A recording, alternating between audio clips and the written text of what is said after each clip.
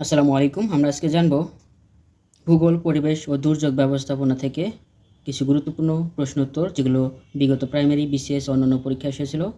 আজকের তৃতীয় পর্ব আমরা আলোচনা করব তৃতীয় পর্বের বাকি অংশ নিয়ে। চ্যানেলটি সাবস্ক্রাইব করে সাথেই থাকুন। অঞ্চল হিসেবে বাংলাদেশের বৃহত্তম বনভূমি হলো চট্টগ্রাম ও পার্বত্য চট্টগ্রামের বনাঞ্চল। বাংলাদেশের বৃহত্তম বনভূমি পার্বত্য চট্টগ্রাম বনাঞ্চল। একক হিসেবে বাংলাদেশের বৃহত্তম বন হচ্ছে সুন্দরবন। নিচের কোন বনটি সর্ববৃহৎ? সুন্দরবন। দেশের কোন বনাঞ্চলকে চিরহরিৎ বন বলা হয়? পার্বত্য বনাঞ্চলকে। ভিডিওটিতে একটি লাইক দিয়ে সাথেই থাকবেন। চিরহরিৎ বৃক্ষের বনভূমি নিচের কোন জেলায় দেখা যায়? বান্দরবান জেলায়। চট্টগ্রাম অঞ্চলের পাহাড়ি প্রাকৃতিক বনের প্রধান বৃক্ষ হচ্ছে গর্জন। চট্টগ্রাম অঞ্চলের পাহাড়ি প্রাকৃতিক বনের প্রধান বৃক্ষ হচ্ছে গর্জন। বাংলাদেশের দীর্ঘতম গাছের নাম হচ্ছে বৈলাম গাছ। রেলের স্লিপার তৈরিতে ব্যবহৃত হয় গর্জন। পার্বত্য চট্টগ্রামের বনে কোন ধরনের হরিণ পাওয়া যায়? হরিণ পাওয়া যায় হচ্ছে সোমবার ডিট এবং বার্কিন ডিট। চ্যানেলটি সাবস্ক্রাইব করে সাথেই থাকুন। মধুপুরের বনকে কী ধরনের বন বলা যায়? পত্রঝরা বন। deciduous trees are trees those lose the leaves annually. বাংলাদেশের কোন বনভূমি শালবৃক্ষের জন্য বিখ্যাত? ভাওয়াল ও মধুপুরের বনভূমি। ভাওয়াল জাতীয় উদ্যান প্রধান বৃক্ষ প্রজাতি কি? শাল। বনরুই কি? বনরুই হচ্ছে এক ধরনের পিপিলিকাভুক্ত চতুষ্পদ প্রাণী। বনরুই। সোয়াম ফরেস্ট বাংলাদেশের কোথায় অবস্থিত? সিলেটে। বাংলাদেশের একমাত্র জলাবন সোয়াম ফরেস্ট রাতারগুল অবস্থিত গোয়াইনঘাট। রাতারগুল জলজ বন কোন জেলায় অবস্থিত? সিলেট জেলায়। বন্যগোলাপ বাংলাদেশের একমাত্র কোন বনে পাওয়া যায়? বন্যগোলাপ পাওয়া যায় রাতারগুল জলাবনে। কোন বনাঞ্চল প্রতিনিয়ত লবণাক্ত পানি দ্বারা প্লাবিত হয়? ম্যানগ্রোভ বন। ম্যানগ্রোভ কি? উপকূলীয় বন। The Sundarban is a mangrove forest. পৃথিবীর বৃহত্তম ম্যানগ্রোভ অরণ্যের নাম হচ্ছে সুন্দরবন। বিশ্বের বৃহত্তম ম্যানগ্রোভ অরণ্য কোথায় অবস্থিত? বাংলাদেশে। অসংখ্য দ্বীপ নিয়ে গঠিত বনাঞ্চল হচ্ছে সুন্দরবন। সুন্দরবন কোন নদীটির তীরে অবস্থিত? সুন্দরবন হচ্ছে শিবসা নদীর তীরে অবস্থিত। সুন্দরবনের পশ্চিমে কোন নদী অবস্থিত? সুন্দরবনের পশ্চিমে হচ্ছে রায়মঙ্গল। সুন্দরবনের পূর্বে কোন নদী অবস্থিত? পূর্বে অবস্থিত হচ্ছে বলেশ্বর, আর পশ্চিমে হচ্ছে রায়মঙ্গল। সুন্দরবনের মোট আয়তন প্রায় 10,000 বর্গ কিলোমিটার।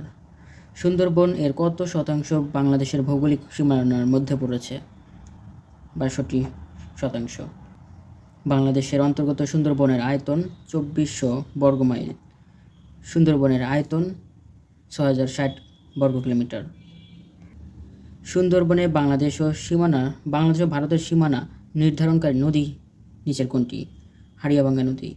বাংলাদেশ এবং ভারতের সীমানা নির্ধারণকারী নদী হচ্ছে হাড়িয়াভাঙ্গা নদী। বাংলাদেশের কয়টি জেলার সাথে সুন্দরবন সংযুক্ত আছে? 5টি। বন অধিদপ্তরের তথ্য অনুযায়ী কয়টি জেলার সাথে সুন্দরবনের সংযুক্ত হয়েছে? 3টি জেলার সাথে। নিচের কোন জেলাগুলো সুন্দরবন সংলগ্ন? সাতক্ষীরা, বাগেরহাট এবং খুলনা। সুন্দরবন বাংলাদেশের কোন জেলাকে স্পর্শ করেনি? ঝালকাঠি, সাতক্ষীরা, পটুয়াখালী, বরগুনা এগুলোর সাথে স্পর্শ করেছে। দুপলার চার কোথায় অবস্থিত? এটি সুন্দরবনের দক্ষিণ উপকূলে অবস্থিত। বঙ্গবন্ধু দ্বীপ কোথায় অবস্থিত? এটি সুন্দরবনের দক্ষিণে অবস্থিত। টাইগার পয়েন্ট অবস্থিত সুন্দরবনে। এলিফ্যান্ট পয়েন্ট অবস্থিত কক্সবাজার। টাইগার পয়েন্ট সুন্দরবন, কিন্তু এলিফ্যান্ট পয়েন্ট অবস্থিত কক্সবাজারে। সুন্দরবনকে বন্যপ্রাণীর অভয়ারণ্য হিসেবে ঘোষণা করা হয় 1996 সালে। কোন স্থানকে বাংলাদেশের ফুসফুস বলা হয়? সুন্দরবনকে। আর পৃথিবীর ফুসফুস বলা হয় অ্যামাজন বনকে। কোন দুটি সুন্দরবনের বৃক্ষ? গেওয়া এবং গরান। সুন্দরবনের প্রধান বৃক্ষ হচ্ছে সুন্দরী ও গরান। কোন উদ্ভিদের শ্বাসমূল আছে? সুন্দরী। কোনটি ম্যানগ্রোভ উদ্ভিদ নয়? শাল। ম্যানগ্রোভ বনের উদ্ভিদ হচ্ছে গেওয়া, সুন্দরী এবং কেওড়া। কোনটি সুন্দরবনের উদ্ভিদ নয়? গজারি। গেওয়া, কেওড়া এবং গোলপাতা সুন্দরবনের উদ্ভিদ। কোন বৃক্ষটি সুন্দরবনে পাওয়া যায় না? গামার। গরান, বাইন, পশুর এগুলো পাওয়া যায়। বাংলাদেশের বৃহত্তম অরণ্যের নাম সুন্দরবন হওয়ার কারণ হচ্ছে এক প্রকার গাছের কারণে। সুন্দরবনের সুন্দরী গাছের নাম অনুসারে বনের নাম হয়েছে সুন্দরবন। এই বনের অন্য একটি নাম আছে, তা হচ্ছে বাদা বন। নিচের কোন উদ্ভিদ কেবল ম্যানগ্রোভ বনে দেখা যায়? নিপা পাম। কোন গাছের কাঠ হতে দিয়াশলাইয়ের কাঠি তৈরি করা হয়? গেওয়া এবং শিমুল। পেন্সিল তৈরিতে কোন গাছের কাঠ ব্যবহৃত হয়? দুন্দুল। কোন গাছের ছাল থেকে রং প্রস্তুত করা হয়? গরান। খুলনার নিউজপ্রিন্ট মিল কাঁচামাল হিসেবে ব্যবহৃত হয়? গেওয়া কাঠ। খুলনা হার্ডবোর্ড মিলে কাঁচামাল হিসেবে ব্যবহৃত হয় কোন ধরনের কাঠ? হার্ডবোর্ড মিলে ব্যবহৃত হয় সুন্দরী কাঠ। বাংলাদেশের কোন বনভূমি থেকে প্রচুর পরিমাণে মধু আরোহণ করা হয়? সুন্দরবন থেকে। সুন্দরবনের বাঘ গণনায় ব্যবহৃত হয় বাঘ মার্ক। পঁচাব্দী গাজী কেন বিখ্যাত? শিকার। বাংলাদেশের সুন্দরবনের কত প্রজাতির হরিণ দেখা যায়? 2 প্রজাতির। বাওয়ালি কারা? সুন্দরবনের গোলপাতা সংগ্রহকারীকে বাওয়ালি বলা হয়। বাংলাদেশের একমাত্র কুমির প্রজনন খামারটি কোন জেলায় অবস্থিত? খুলনাতে। বেসরকারি প্রতিষ্ঠান রেপটাইলস ফার্ম লিমিটেড ময়মনসিংহের ভালুকায় দেশের প্রথম বাণিজ্যিক কুমির খামার গড়ে তোলে। সুন্দরবন দিবস পালন করা হয় কোন তারিখে? 14 ফেব্রুয়ারি সুন্দরবন দিবস। বৃক্ষরোপণে জনগণকে উৎসাহিত করতে সরকার যে জাতীয় পুরস্কার প্রচলন করেন তার নাম হচ্ছে প্রধানমন্ত্রী জাতীয় পুরস্কার। বৃক্ষরোপণে জাতীয় পুরস্কার প্রবর্তন করা হয় 1993 সাল থেকে। জাতীয় বৃক্ষমেলা শুরু হয় 1994 সালে। বৃক্ষরোপণে জাতীয় পুরস্কার প্রবর্তন করা হয় 1993 সালে, কিন্তু জাতীয় বৃক্ষমেলা শুরু হয় 1994 সাল থেকে। বাংলাদেশের জাতীয় উদ্যান, এটা অপশনে দেওয়া নেই। বাংলাদেশের জাতীয় উদ্যান কোনটি আপনারা কমেন্টে জানাবেন। ভাওয়াল জাতীয় উদ্যান কত সালে প্রতিষ্ঠিত হয়? 1982 সালে। রামসাগর দিঘি কোন জেলায় অবস্থিত? দিনাজপুর জেলায়। রামসাগর কার কীর্তি? রামসাগর রাজা রামনাথের কীর্তি। The Lawachara national park LNP is located in which district? Moulvibazar জেলায়। লাওয়া সরা বনে কোন বিরল প্রাণী আছে? উল্লুক। বাংলাদেশের লাওয়াসরা জাতীয় উদ্যান কী ধরনের বনভূমি? ক্রান্তীয় চিরহরিৎ, আধা চিরহরিৎ জাতীয় বনভূমি। সাতছড়ি জাতীয় উদ্যান কোথায় অবস্থিত? হবিগঞ্জে।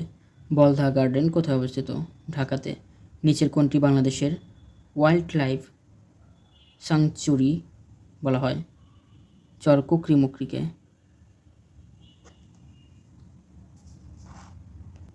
কোন এলাকাকে মেরিন প্রোটেক্টেড এরিয়া বলা হয় বা ঘোষণা করা হয়েছে?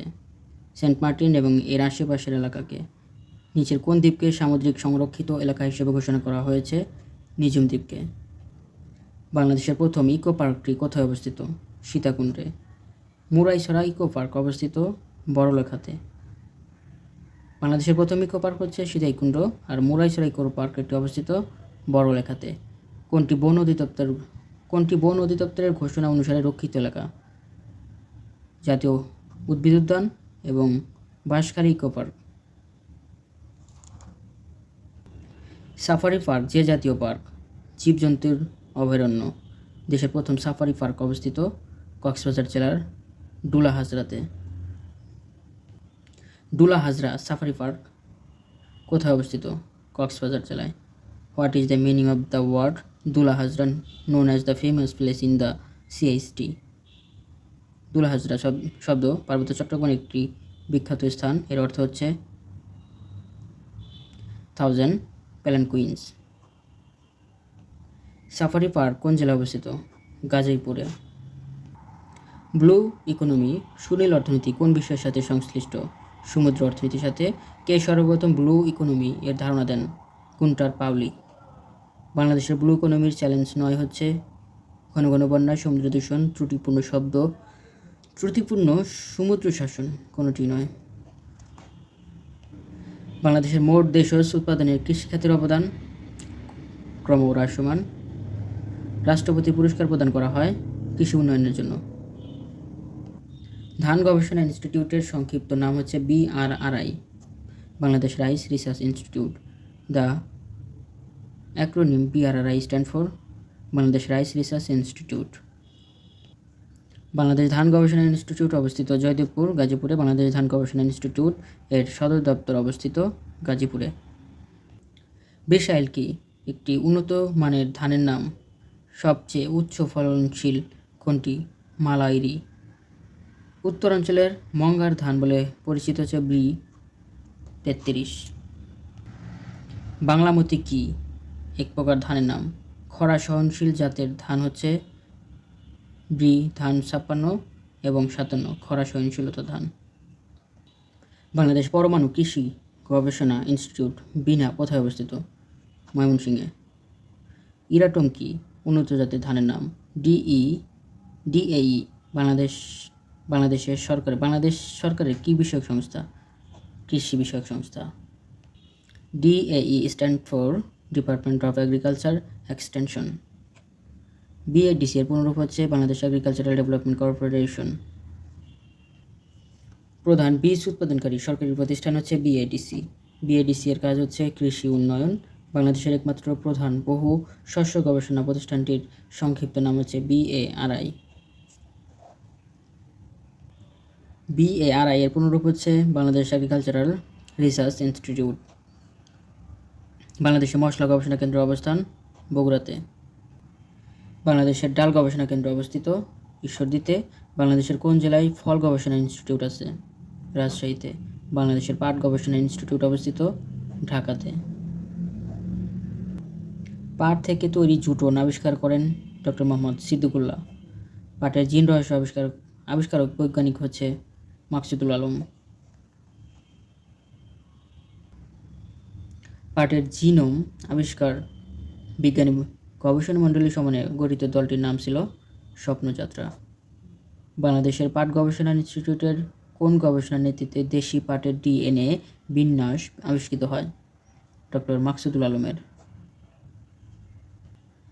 ছত্রাকের জীবন রহস্য উন্মোচনকারী বিজ্ঞানী হচ্ছে ডক্টর মাকসুদুল আলম। বাংলাদেশি বিজ্ঞানী মাকসুদুল আলম ছত্রাকের জিনোম ছাড়াও আর যে সব বিষয়ে জিনোম ম্যাপিং করেছেন সেগুলো হচ্ছে পেঁপে, পাট এবং রাবারের। ভিডিওটি খুবই গুরুত্বপূর্ণ। চ্যানেলটি সাবস্ক্রাইব করে সম্পূর্ণ ভিডিওটি বারবার দেখতে থাকুন, ইনশাআল্লাহ কাজে দিবে। ভিডিওটি ভালো লাগলে অবশ্যই একটি লাইক দিবেন।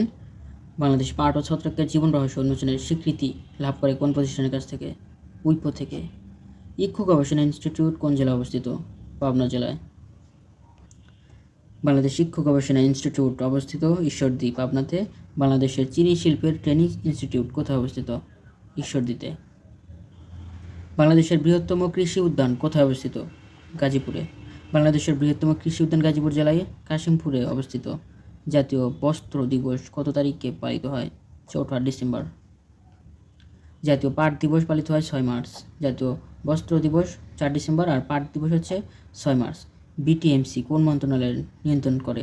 পাট ও বস্ত্র মন্ত্রণালয়। বস্ত্র হচ্ছে 4 ডিসেম্বর, পাট হচ্ছে 6 মার্চ দিবস। বাংলাদেশের কোন গবেষক পাটের আঁশ থেকে পচনশীল পলিমার ব্যাগ তৈরির পদ্ধতি উদ্ভাবন করেন? অধ্যাপক মোবারক Ahmed Khan. Who won FAO prize for the contribution in agriculture? Sheikh Siraj. ভিডিওটিতে একটি লাইক দিয়ে সাথে থাকবেন, খুবই গুরুত্বপূর্ণ ভিডিওটি বারবার দেখতে থাকুন। বাংলায় চিরস্থায়ী ভূমি ব্যবস্থা প্রবর্তন করেন লর্ড কর্নওয়ালিস। চিরস্থায়ী বন্দোবস্ত কবে প্রবর্তন করা হয়?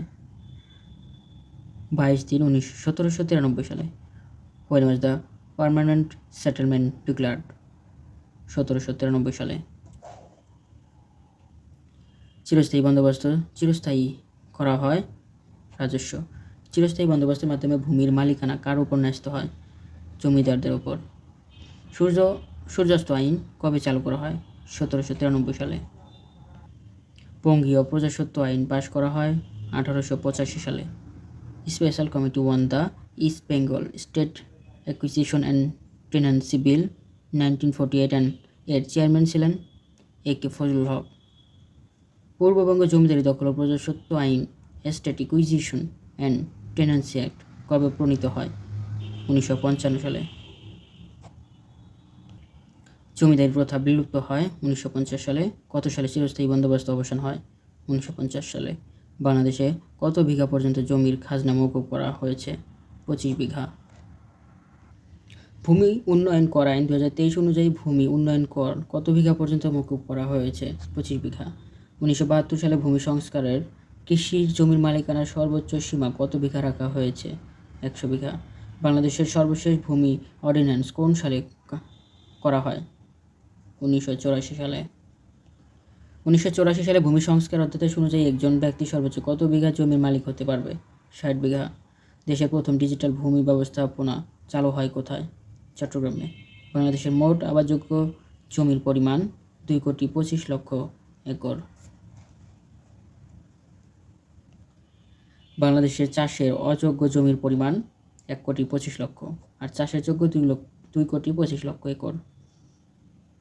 বাংলাদেশের মাথাপিছু আবাদি জমির পরিমাণ 0.15 একর। কৃষির রবি মৌসুম হচ্ছে কার্তিক এবং ফাল্গুন হচ্ছে রবি।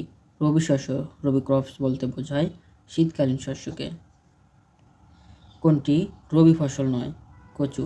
টমেটো, মূলা, গম এগুলো রবি শস্য। কোন জেলাকে শস্য ভাণ্ডার বলা হয়? বরিশালকে। বাংলাদেশের রুটির ঝুড়ি বলা হয় কোন জেলাকে? নওগাঁকে বলা হয় রুটির ঝুড়ি। মূল্য পরিমাপে বাংলাদেশের কোন কৃষিপণ্য সবচেয়ে বেশি উৎপাদিত হয়? ধান। বাংলাদেশে সবচেয়ে বেশি উৎপাদিত হয় বোরো ধান।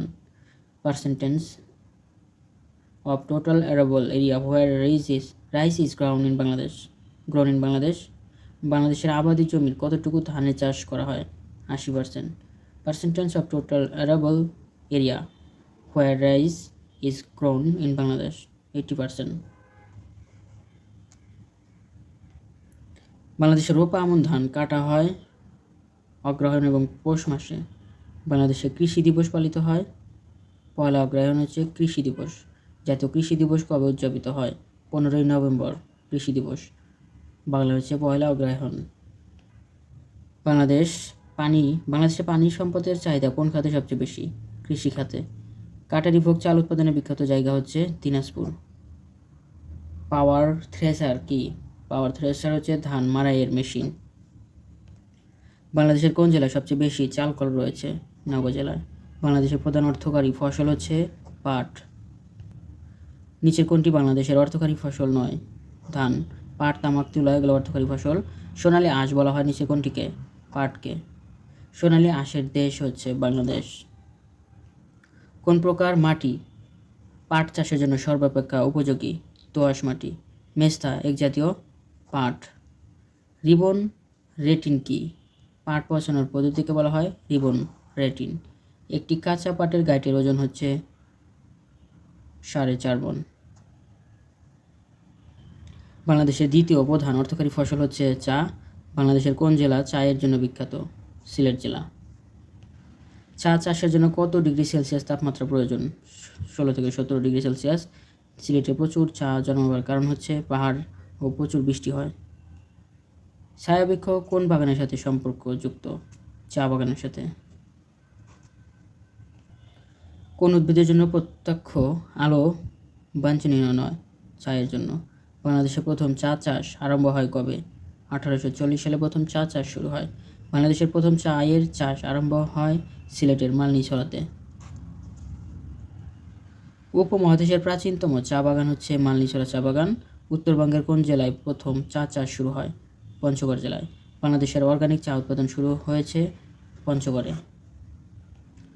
বাংলাদেশের কোন জায়গাটি রাবার চাষের জন্য বিখ্যাত? রামু, কক্সবাজার। রামু উপজেলা কোন জেলা অবস্থিত? কক্সবাজারে। কোন জেলা তুলা চাষের জন্য বেশি উপযোগী? যশোর জেলা হচ্ছে তুলা চাষের জন্য সবচেয়ে বেশি উপযোগী। আর রাবার তৈরিতে বিখ্যাত হচ্ছে রামু, কক্সবাজার। বাংলাদেশে বেশি রেশম হয় কোন স্থানে? রাজশাহীতে। বাংলাদেশের রেশম গুটির চাষ সবচেয়ে কোথায় বেশি হয়? চাঁপাই নবাবগঞ্জে। বাংলাদেশের অতি পরিচিত খাদ্য গোলালু। এই খাদ্যে আমাদের দেশে আনা হয়েছিল কত সালে? ইউরোপের হল্যান্ড থেকে আনা হয়েছিল। তামাক চাষের জন্য বিখ্যাত কোন জেলা? রংপুর। সিলেটে পাহাড়ি অঞ্চলের আনারস চাষের ফলে মাটির অবস্থা কেমন হয়? মাটির উপরের মাটির স্তর ক্ষয় হয়। বাংলাদেশে ফুলের রাজধানী বলা হয় কোন স্থানকে? ঝিকরগাছাকে। Which crop is not cultivated in Bangladesh? Guar. সোনার বাংলা কি একটি ধানের নাম। পাখি ছাড়া ময়না শব্দের সঙ্গে যুক্ত হচ্ছে উন্নত জাতের ধান। সর্বপ্রথমে যে উফশি ধান এদেশে চালু হয়ে এখনও বর্তমান রয়েছে সেটা হচ্ছে ইরি ৮। উফশি কথাটি কিসের সাথে জড়িত? ফসলের সাথে। An indigenous innovative variety of rice known as, একটি দেশের নতুন জাতের ধান হচ্ছে হরিধান। উচ্চ ফলনশীল হরিধান এর আবিষ্কারক হচ্ছে ঝিনাইদহের হরিপদ কাপালি। নারিকা ১ হচ্ছে খরা সহিষ্ণু ধান। সোনালিকা ও আকবর বাংলাদেশের কৃষিক্ষেত্রে উন্নত জাতের গমের নাম। পাখি ছাড়া বলাকা ও দোয়েল নামে পরিচিত হচ্ছে উন্নত জাতের গম শস্য কোনটি? দোয়েল নামে পরিচিত নয়, উন্নত জাতের ইক্ষু। উন্নত জাতের গম, পাখি এবং একটি ল্যাপটপ এগুলো দোয়েলের নাম। বিজয়, প্রদীপ, সুফি কোন ফসলের উন্নত জাত? এটি গমের উন্নত জাত। বিজয়, প্রদীপ, সুফি এগুলো গমের উন্নত নাম। উন্নত জাতের গমের নাম হচ্ছে বিজয়, প্রদীপ, সুফি। ধন্যবাদ সবাইকে এতক্ষণ সাথে থাকার জন্য। আমরা বাকি অংশ নিয়ে চতুর্থ পর্বে বাকি অংশ নিয়ে সম্পূর্ণ ভিডিওটি শেষ করব। সবাই ভালো থাকুন। সকলের জন্য শুভকামনা রইল। আমার জন্য সবাই দোয়া করবেন। ভুল ত্রুটি ক্ষমা সুন্দর দৃষ্টিতে দেখবেন। চ্যানেলটি সাবস্ক্রাইব করে সাথে থাকুন। ভিডিওটি ভালো লাগলে একটি লাইক দিবেন।